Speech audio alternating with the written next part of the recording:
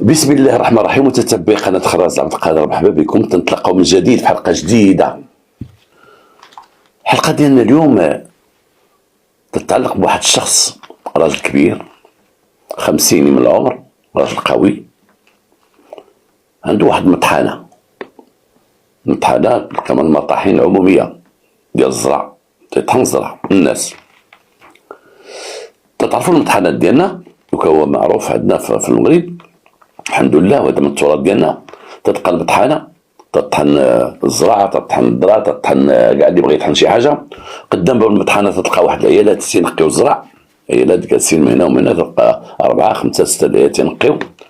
وراك عارفين كيفاش تسير الامور ديال المطحنه. هذا السيد كان معروف عليه راجل حاج، راجل معقول، تعرفوا الناس تيحترموه. دار مطحنه قديمه ورثها على الاب ديالو من عهد الاستعمار، كان وارثها لان باه بكري كانت عنده قبل ما تكون في المدينه، كانت عنده وحده وباه ودار ورث وحده وجددها وصوبها وعصرناها كما تنقولوا، رد عصريه. ديما هو خدام فيها، ديما هو جالس عنده 2 خدامه ديالو مقابلين تيطحنوا، هو جالس في واحد كريسي ديالو كالعاده تيتخلص. ديما 2 عيالات عنده قدام الباب، لما تيصوب ماشي 2 عيالات، كان عنده اكثر، كان عنده 4 عيالات قدام الباب، 4 عيالات، 2 من هنا و2 من هنا، وملف معاهم داك كاساتاي ديما تيصاوبوا تيعطيهم اتاي، تيحن عليهم. الحاج تيقضي لهم بعض الحويجات اللي بغاوهم، تيحترموه وجالسين كلشي عايش. هناك تعايش في ديك المطحنه. واحد خدام، دوك الخدامه ديال المطحنه اللي هما 2، واحد خدام عنده السوار ديال المطحنه، اي الحاج عنده السوار ديال المطحنه، وهذاك الخدام عنده السوار ديال المطحنه. إلا الحاج جا بكري تيفتح المحل، تيفتح المطحنه. إلا ما جا شي اللي سبق، كما بغا نقولوا اللي سبق تيفتح، سبق داك العامل تيفتح المطحنه وتيديماريها وتيبدا خدام، تيجي الحاج. إلا هو الاخر تعطل تيجي الحاج، هادشي عادي عندهم. واحد النهار جا داك السيد معطل، جا معطل هو في نيته بان الحاج غيكون في المطحنه ويكون فاتح المطحنه، لكن من جا لقى المطحنه مسدوده، لقى العيالات قدام الباب جالسات، اللي تيخدموا، ولقى الخدام الثاني واقف تيتسنى. قال لي الحاج ما جا شي، الحاج ما جاش، يمكن الحاج عيان ولا مريض، لانه الوقت ضاع بزاف. والاخر تا هو كان جا معطل. الاخر فتح المطحنه ودخل، تيلقى الحاج داخل المطحنه مقتول، مضروب في راسو ومقتول. السيد طلع، دوك العاملات اللي شافوا داكشي اللي تنقيو الزرع، شافوا الحاج بدا الغوات، ما عرفوا ما يديروا. جا واحد السيد شويه على بال، قال لهم خرجوا ما تمسوا حتى شي حاجه حتى يجيو رجال الدرك. خرجوا من برا وبقاو تيتسناو حتى جا رجال الدرك، لانه المكان تحت نفوذ الدرك الملكي.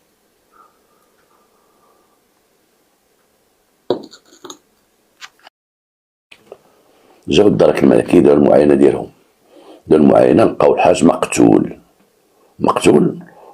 اللي قتلو قلف شي مجوره تما ديالهم، كان مهرس شي مجوره، وقلف واحد ماريو صغير ديال الحاج، فوق منه شي وريقات وشي كلانش وداكشي، اي ان المعني بالامر تيخلى الفلوس، وربما دا الفلوس، ربما، لان حسب ما قال الخدام تيقول بان الحاج عنده واحد المجر تما لتحت تيخلي فيه الفلوس، ما تيديها شي.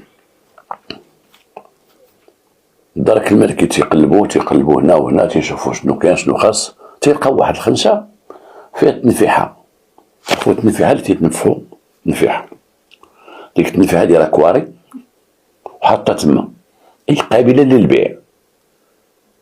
سولوا داك الخدام واش الحاج تيبيع التنفيحه؟ قال لي لا. وهاد التنفيحه اش تدير؟ تقريبا واحد الكيلو ولا كيلو ونص ديال التنفيحه. قال لي هو راه تيتنفح.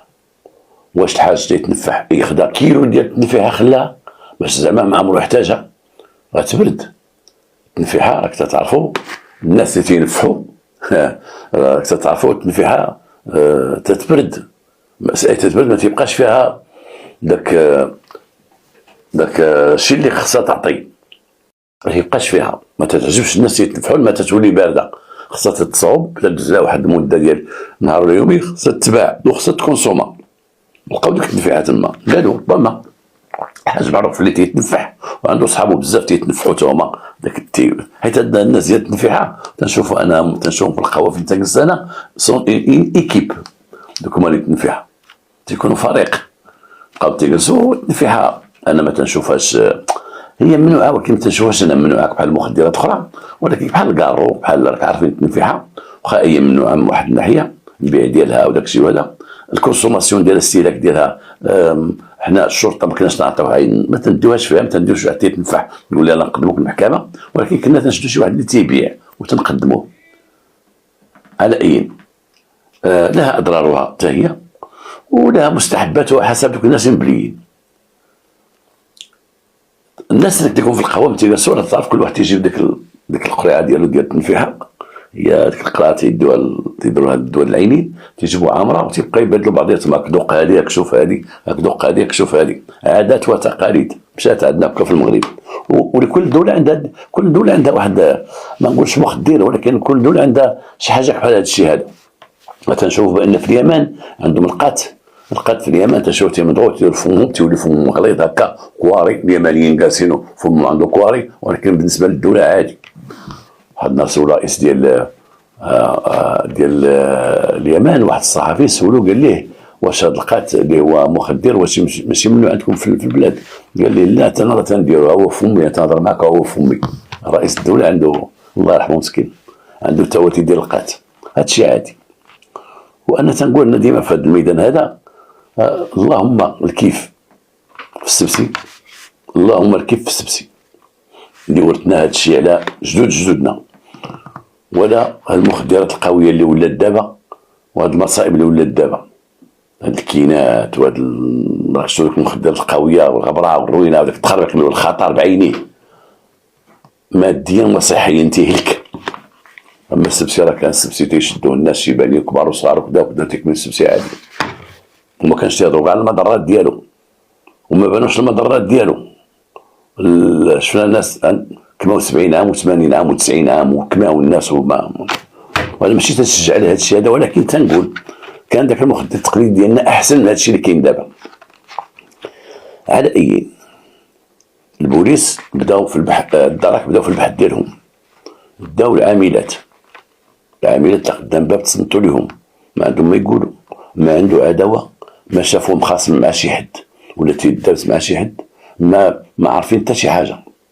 بداو العمال ديالو تيقولوا بالنسبه لذاك شويه الطبل اللي لقاو هو السيد راه تيستعملها، بالنسبه لشي واحد مخاصم معاه ولا تيسالو ولا عنده معاه شي عداوه ولا كذا ولا كذا ما كاين شيء.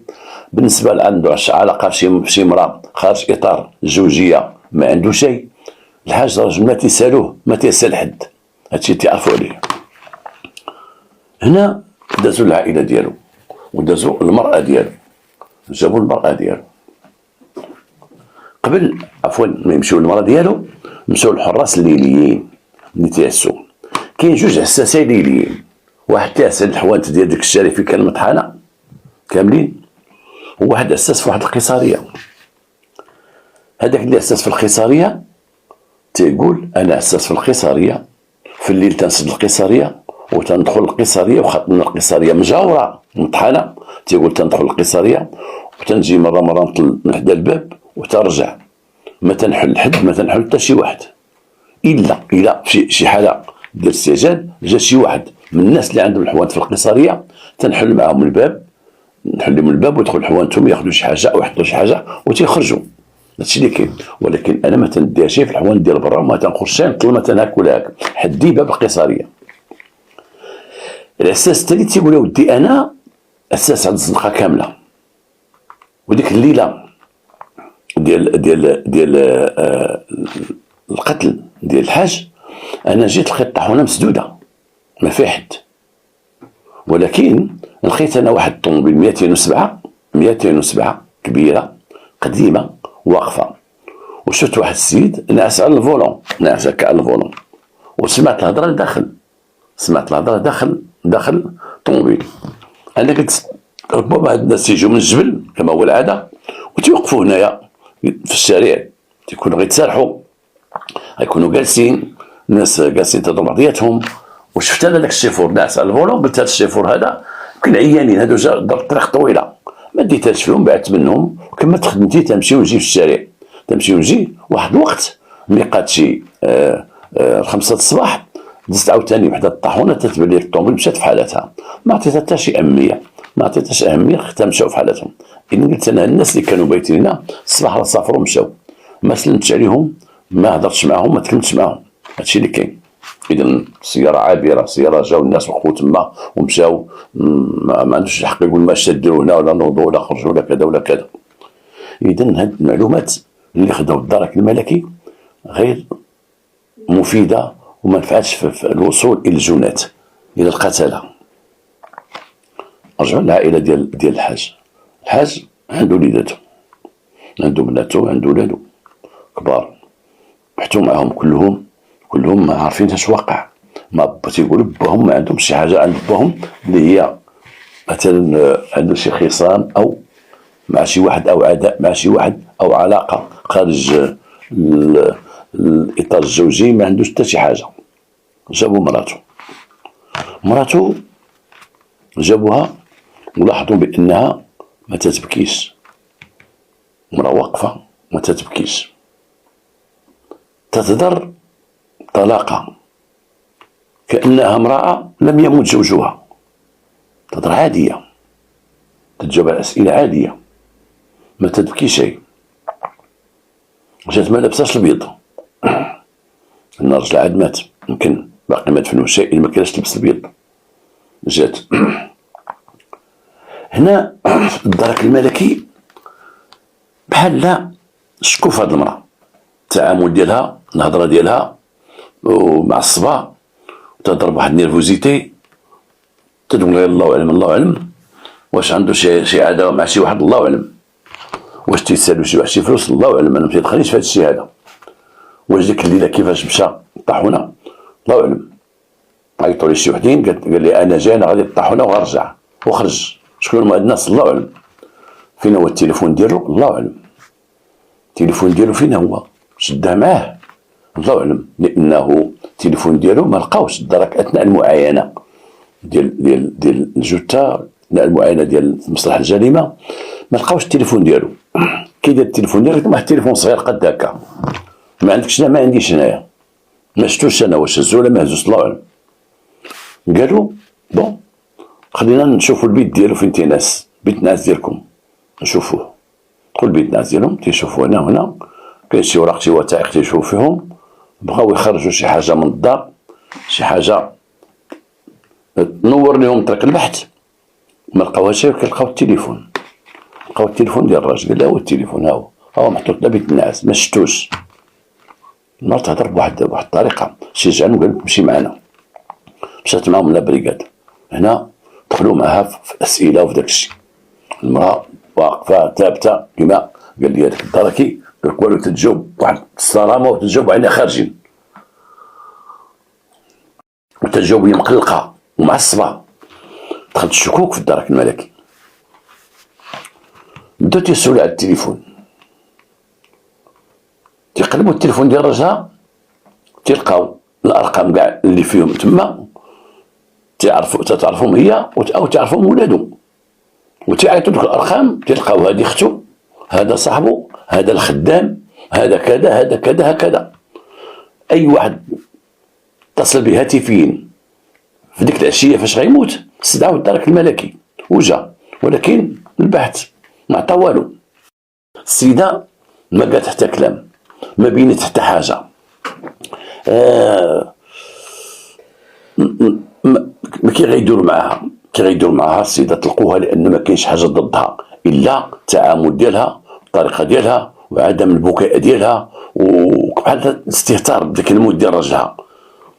كاين شي حاجه مخبيه هاد المراه، كاين شي حاجه، ولكن لان باش يستوها نهار يومين الراجل في لامورغ والناس جنازه عندها في الدار بقاو شادينها، ما يمكن شيء، لان الناس بدات تطلق الريحه ديال مراته راه مراته ما مراته كذا كذا كذا، راه لا مراته بزاف. دازت واحد المده، دازت واحد الاسبوع، دار لوطوبسي للراجل، تشريح بين بان الراجل مضروب في الراس ديالو بشي حاجه، شي حديده او شي مقدم، حدلات الراس ديالو باش مقتول. دار لوطوبسي، الشهاده ديال لوطوبسي تعطات الوكيل العام، عطاو الجثه للمراه، دفنوا الراجل. هنا واحد الدركي تكلف من طرف الرئيس ديالو، قال لي ما عندك شغل هنا في البريكاد الا الخدمه على هاد لافير هادي، ما تجلسش ما تجلسش ما تجلسش ما تجلسش.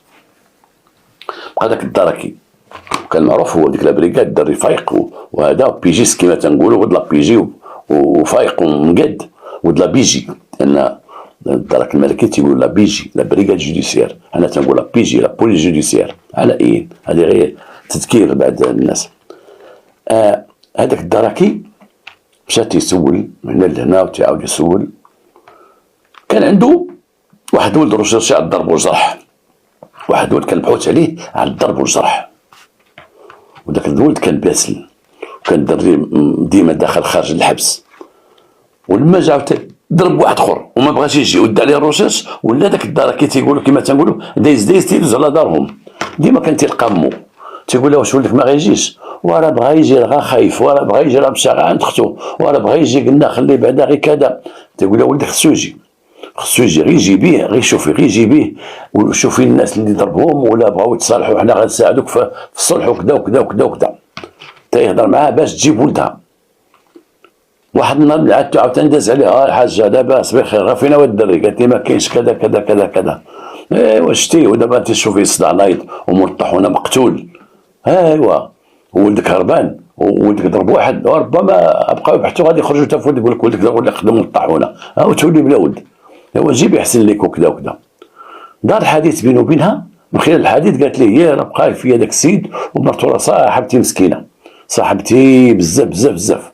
لما قالت لي مرتو صاحبتي اي مطحونه صاحبتي، لقاها باب يدوز للبحث، يرجع للبحث ديالو، الغايه ديالو اللي هو يقلب على القاتل ديال المطحونه. دخل معها في الهضره، تيقول جلس معها السيد ودخل معها في الهضره والكلام، وقال لي عاودي لي هذيك مرت مطحونه. قالت لي مرا صاحبتي ومرا مزيانه ومرا معقوله، ومشيت عزيتها مسكينه، راه جلست معها يومين وانا جالس معها تما، وعاودت لي مسكينه تعاود لي عاودت لي كل شيء. شنو عاودت ليك؟ وقالت لي عاودت لي مسكينه قال لي عاودي هذاك اش عاودت لك هذاك النهار فاش بغا يخرج ما قالت لك والو. شنو عاودت لك؟ ما تخاصمش هو وياها ما وقعش حاجه؟ لا ما تخاصم ما والو.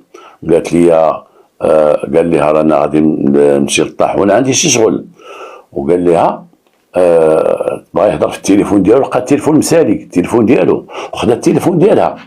قال لها شي وحدين صدعوني التليفون عندي خاوي، راه بغاوني نتلاقى بهم، راه خوالي التليفون، راه التليفون ديالك، وهضر معاهم بالتليفون ديالها. راك تيهضر قالت لها راه غتخوي لي التليفون، قال لها غتخوي انا نعمرك التليفون، قالت تضحك معاها هكا وكمل وخرج وكذا وكذا وكذا. اذا السيده برأت الساحه ديال المعنيه بالامر، برأت الساحه ديال صاحبتها بانها متورطه، وشكرتها وشكرت اخلاقها والسمعه ديالها والتربيه ديال ولادها والمعامله ديالها مع الحاج. ولكن قالت كلمه ما كانش في البحث ديال الدرك، وهو انه خدا التليفون ديالها باش هضر مع شي وحدين قبل ما يخرج يمشي للطاحونه في الليل. عيطوا لك الناس وقال لها راه غادي نمشي للطاحونه دابا، غنحل الطاحونه في الليل، راه عندي معايا شويه صدعوني في راسي انا غنمشي عندهم، وغنمشي تما للطاحونه نحل الطاحونه نجلس معاهم نهضر معاهم. التليفون ديال مراتو للاسف في البحث الاولي اللي كان كما تقول في البحث التمهيدي ما تذكرش التليفون ديال او تنسى التليفون ديال المراه. وهذاك الدركي جاب هذه النقطه هذه، وجاب الرئيس ديالو وقال له ودي واحد السيده اللي ولدها الرشاشي فلانه اش كاين. ولكن راه نسينا واحد النقطه، راه قبل ما يخرج السيد الهالك، قبل ما يمشي للطاحونه ويتقتل في الطاحونه، راه مرتو عطاتو التليفون تهضر مع شي وحدين، حنا ما قلبناش التليفون ديال مراتو. قال لي غادي تجيب مراتو تجيب التليفون ديالها. جابوا مراتو وجابوا التليفون ديالها ودخلوا المراه دخلوها سولوها، قالوا لها ما قلتيش لنا على راجلك قبل ما يمشي للطاحونه في ديك الليله، قلتي لنا غير قال لك انا غادي للطاحونه نتلاقى مع شي وحدين، وما قلتيش لنا بان خوالي التليفون وعطيتي التليفون ديالك هو اللي استعملوه وكذا. قالت لهم ما سولتونيش هذه القضيه ديال التليفون، سولت التليفون راجلي، انا قلت لكم راه ما عرفت فينا هو، انتم لقيتوه في الدار حطوا التليفون وقلتي علاش تكذبي وعلاش هذا التليفون محطوط عندك في الدار تقول لي لا التليفون راجلي راه دامعه ولا ما عرفت فين نحطو. قلت لهم انا التليفون ما شفتوش ديال راجلي بعدا من كان غيخرج ما شفتوش. انا التليفون راجلي قال لي التليفون عندي خواه ما بقاش فيه هذاك لاشارج ديالو ما بقاش فيه، عطيني التليفون ديالك عطيته ليه، ولكن تليفوني ما تليفونه هو ما عرفتش فين داه، واش داه في جيبو واش حطو كذا. نتوما لقيتو التليفون محطوط في واحد الكون تما، هو التليفون صغير لقيتوه عاتبتوني بزاف عليه ما تتكذبي كذا ما كذا، وانتم ديتو التليفون دراجي وما لقيتوش فيه شي حاجه مهمه.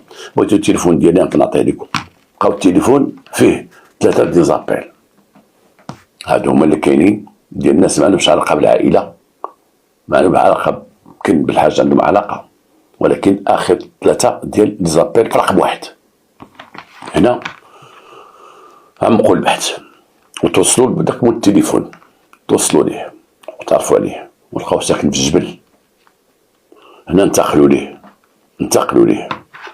ليه وصلوا العنوان ديالو. الحمد لله كلشي متيسر في هذا الوقت ديال هذا ديال التطور اللي كاين جهاز ديال التليفون وغير التليفون، لان التليفون ولا بحال لاكارت ناسيونال بالرقم يعطيك شكون مولاه وفين ساكن وكذا وكذا وكذا. هنا تنهضر على التليفونات اللي داروا بالكونطرا وداروا بعقد ما بين اتصالات او ما بين دوك الشركات ديال الهاتف تدار بالكونطرا.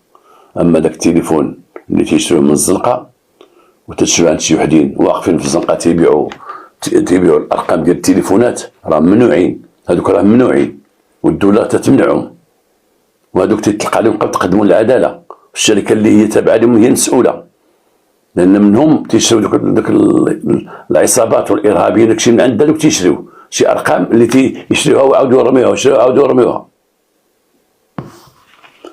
مشاو جابوا داك السيد لقاو عنده طوموبيل 207 ديالو. طوموبيل 207. إذا هذيك 207 هي اللي ذكر الأساس اللي لقاها واقفة قدام المطحنة.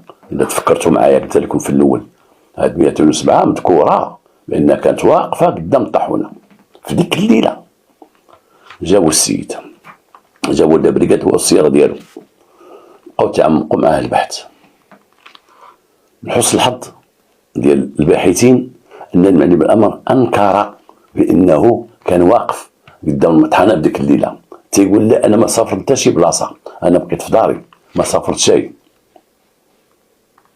تيصحاب بأن هذاك الكلام اللي غيقول هو اللي كان، وأن الدرك الملكي غيوقفوا عند هذا الحد، لكن الدرك الملكي جابوا الأساس ديال الليل. تيقول هذه هي الطوموبيل اللي شتا واقفة، هذا هو الراجل طليت عليه ولقيته هاد الجاكيطة ديالو متكي على الفولون ناعس قدام الطحانة. تعمق البحث حول العائله ديال داك المعني بالامر. تتقول مراته ما موصيهاش، هي ما موصيهاش، تتقول مراته راجلي كان مسافر ديك الليله، امال فين سافر تيدي الناس هنا وهنا وهنا وهنا وهنا، ولا تقول بالا كان مسافر وما جات الصباح، هو تيقول ما سافرش بقيت تما. لا، خدموا معاه المعقول، قال ليه قول اشكاكين هضر معنا، قول اشكاين. قلبوا الطوموبيل اللور تيقلبوها من هنا لهنا من هنا لهنا، الطوموبيل بيضاء. لقاو دي طراس ديال الدم في الطوموبيل، شي نقاطي ديال الدم، اي ان الطوموبيل ممكن تمسحات ولا هذا، ولكن تعرف دوك الطوموبيلات القدام لقاو دي طراس ديال الدم. قلبوها مزيان، منين جا هاد الدم؟ ها هو عندك الدم هنا، عندك الدم هنا، عندك الدم هنا، منين جا هاد الدم؟ قلنا منين جاك، او قول لنا اشنو كاين بالضبط، راه حنا وصلنا لك. تتقول ما سافرتي شي وانت بقيتي في دارك، انت كنتي هنا في الفيلاج قدام الطاحونه، عندك لي طراس ديال الدم ها هما، لا الساس شاهد عليك وياك شاهد عليك بانك سافرتي. شنو بغيتي تخبي لينا؟ هنا رجعوا مع دارو من جديد، هو باقي ناكر، وقلبوا الدار ديالو من جديد باش يشوفوا ربما يلقاو شي حاجه ديال الحاج المتوفي. تيلقاو عنده طابه بزاف ديال التنفيحه، اي ماشي ديال الطابه ديال التنفيحه. اش تدير بهاد الطابه وتاجروا فيها، تنتاجر في طابه مزيان. هزوا ديك الطابه جمعوها وجابوه الطابه وهبطوا من جديد. كان هناك واحد لانافيت دارت ما بين داك الدوار ديالو والقريه فين كان دارك الملكي. جابوه انا ما لقى ما يقول. قال سيدي انا غنقول لكم الحقيقه، هذا الحاج هذا حنا المعرفه الاولى ديالنا به كنا تنجيبوا ليه الزرع تيطحنوا لينا، حتى الناس ديال الدوار تيجيو يطحنوا عنده، وانا تنجيب كاع الزرع ديال مالين الدوار اللي عطاني شي زرع نطحنوا ليه تنجيبوا ليه بالمقابل، وهذا بغى عبره، هذا جوج عبرات، هذا قنطار، هذا كذا هذا كذا. الحاج كان تيتنفح، بقينا تيتنفح، وحنا انا عرفتو عليا وعرفت بان تنبيع التنفيحه، وليت انا تنجيبها ليه، تنجيب ليه التنفيحه تيخلصني الدنيا هانيه. وانا شجعت الحاج، قلت له الحاج شوف الله يعطيك الصحه، حنا باش نجيو من تما حتى لهنا تلقاو الجدرميه بعض المرات في الطريق تنخافوا داكشي وهذا غنبقى نجيبو لك حنا التنفيحه، وغيجي واحد السيد يبقى يديها من عندك. انا غنجيبوك التنفيحه بزاف، وواحد السيد هنا غيبقى يجي يديها من عندك، والتنفيحه انت ديالك راه فابور وما خصك معنا حتى شي خير. اي دخلوا الحاج التريب ديال التنفيحه، هنا فين لقات عنده داك الكيلو الزياده اللي تلقى عنده ديال التنفيحه. ولا الحاج كما تيقولوا تيتعامل معاهم، تيجيبوا لي واحد الكميه كبيره ديال التنفيحه تيخليها الحاج عنده، ومن بعد ديك التنفيحه تيجي واحد السيد تيتسلبها بده تيديها. بقى همزه توصل ما بينهم وما بين السيد اللي تيجي يدي ديك التنفيحه، كما نقولوا حنا كونتربوندي تيجي يدي التنفيحه. تيقول الحاج بدا تيبني واحد الدار ديالو هنايا وراه في طور البناء. الحاج كان غيبني واحد الدار كبيره.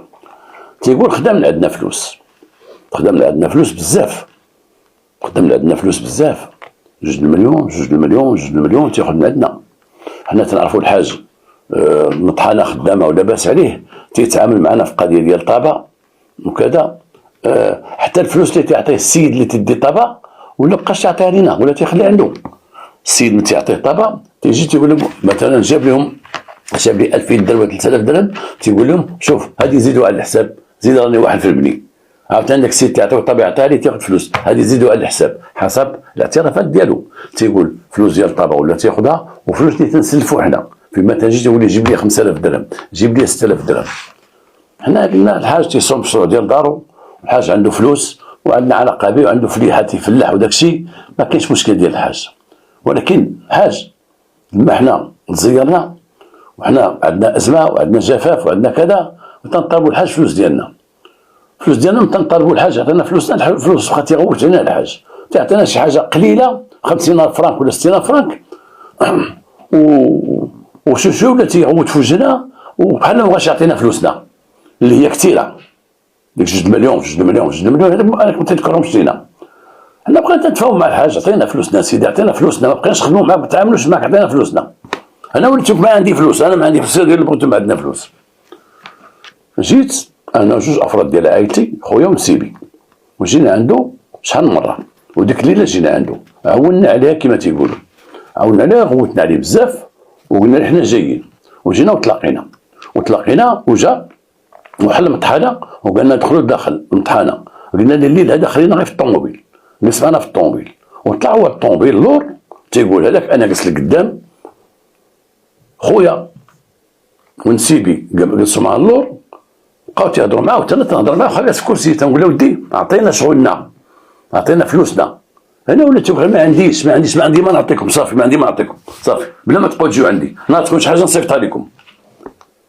هنا عندي تيقول واحد النسيم معصب طالي الدم، وحنا نيت تنكونوا مسلحين لما تنهزوا ديك الطابه نديوها نبيعوها هنا وهنا، حنا تنتعرضوا بالشفاره وتنتعرضوا بزاف ديال الحوايج، وتنهزوا معنا فلوس صحيحه مثلا ديال الطابه كميات اللي تتساوي مثلا مليون 2 مليون تندوها معنا، تنكونوا مسلحين.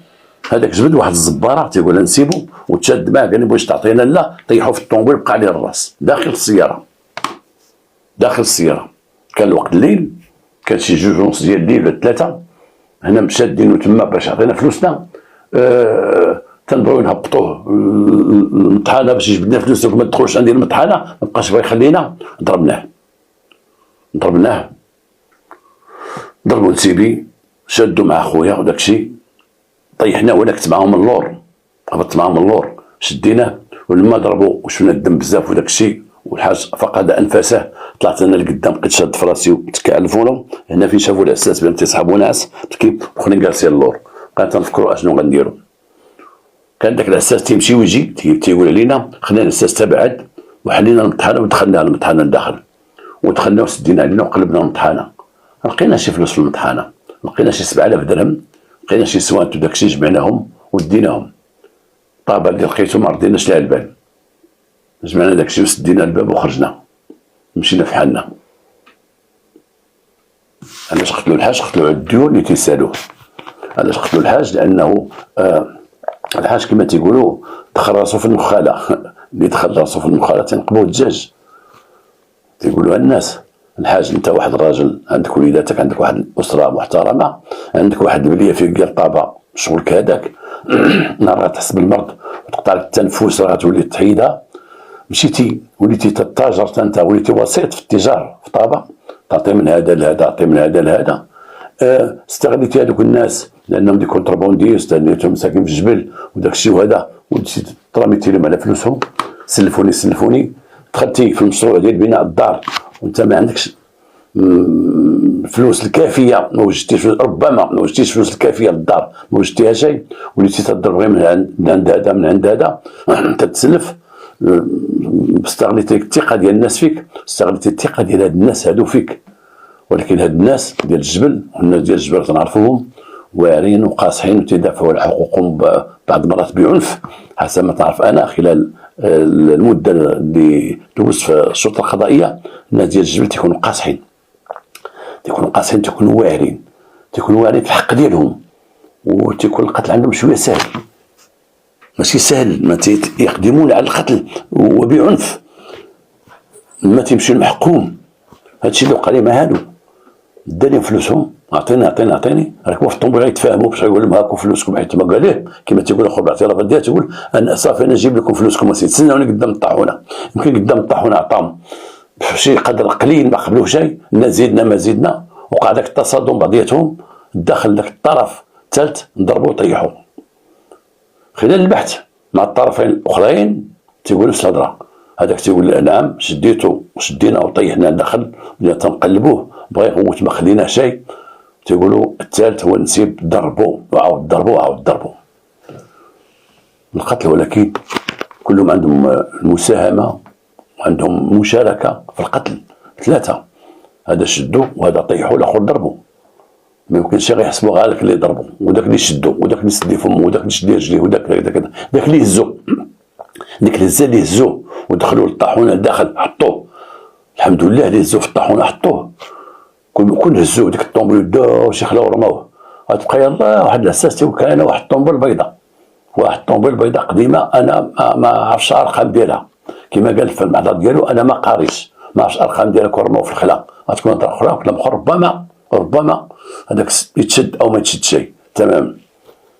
ولكن بداك التليفون ديال المراه اللي نستعملوا والحمد لله بين الطريق، والحجاج اللي بانوا ضدهم من بعد تقدموا للعداله.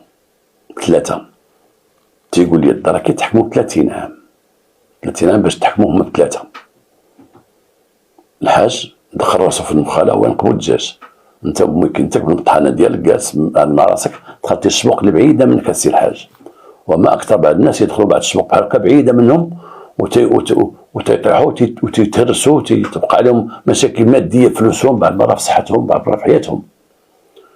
نتمنى من الله هذه الرساله تعجبكم وهذه القصه تعجبكم، والسلام عليكم ورحمه الله.